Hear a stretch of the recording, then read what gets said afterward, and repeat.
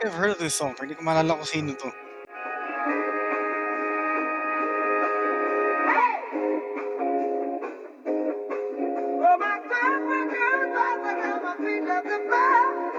Swabe ng boses niyo.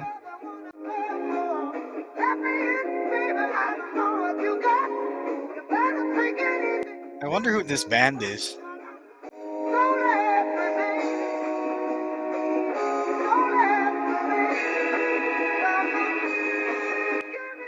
Medyo parang humiram sila ng ano, medyo humiram sila dun sa soul.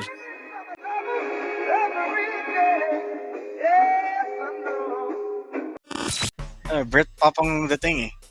Number one, it's very, very amazing. By that age, 'di ba kaya nila gumawa yan. So tala ko nung 19 ako, nangangarap lang ako maging rockstar pero wala akong makitang kabanda. So wala, ito tambay sa bahay. Patrabaho na lang sa bahay.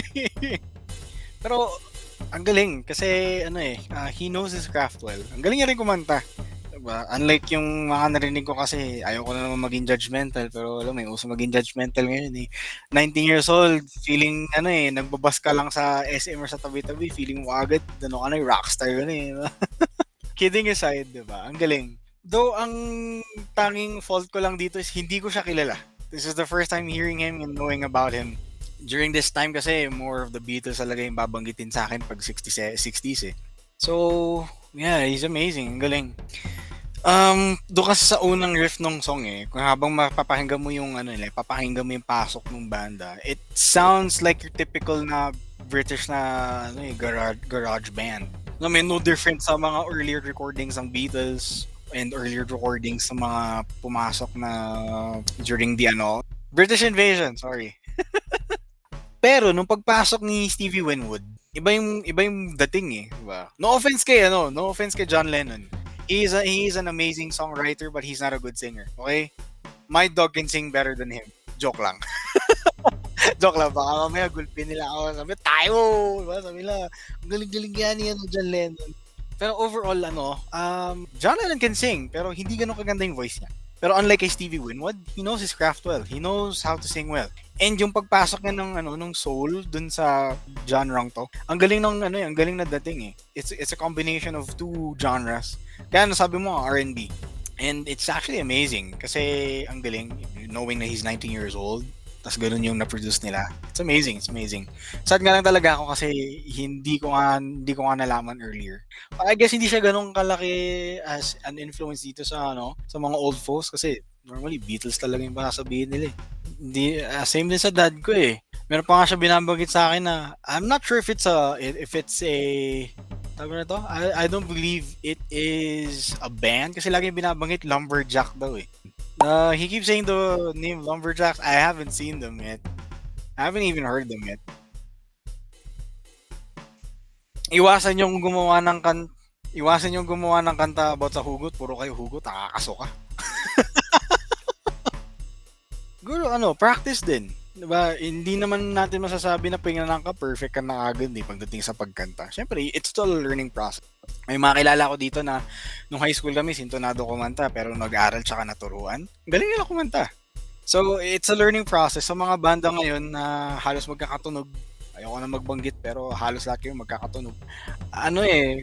Monotonous yung tunog ninyo.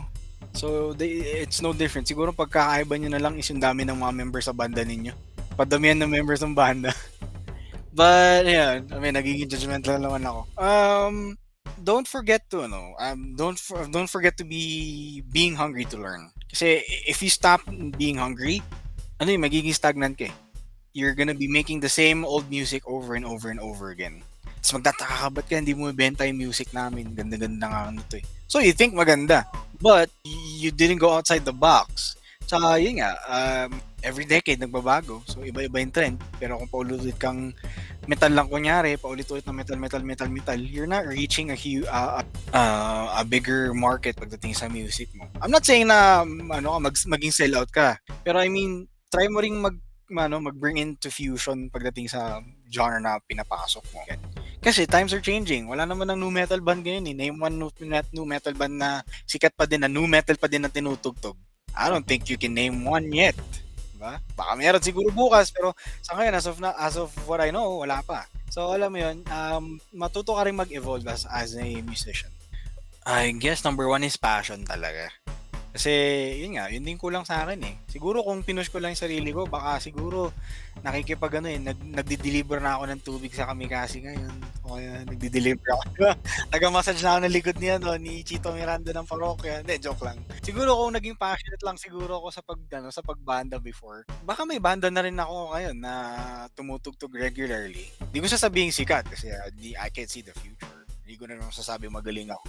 Pero alam mo yun, kung passionate lang ako sa craft ko, siguro may banda ako and naggi siguro kami every now and then. Kasi I know someone na ano eh, hindi siya gano'n kagaling, he's very passionate with what he's doing. I don't like his music, pero I admire his passion pagdating sa sa pagtugtog and sa pag-stick sa banda niya. Tignan mo ngayon, naggi na sila kung saan-saan kasi he's really passionate. And siguro yun yung kulang sa mga ibang nagbabanda ngayon. Makakatikim ka lang ng rejection, suko na agad. Nabaduyan lang sila sa unang sinulat mong kanta, ayaw mo na agad. Gano'n, mga gano'ng factors. And I guess, don't be a sellout. Huwag kang maging Maroon 5.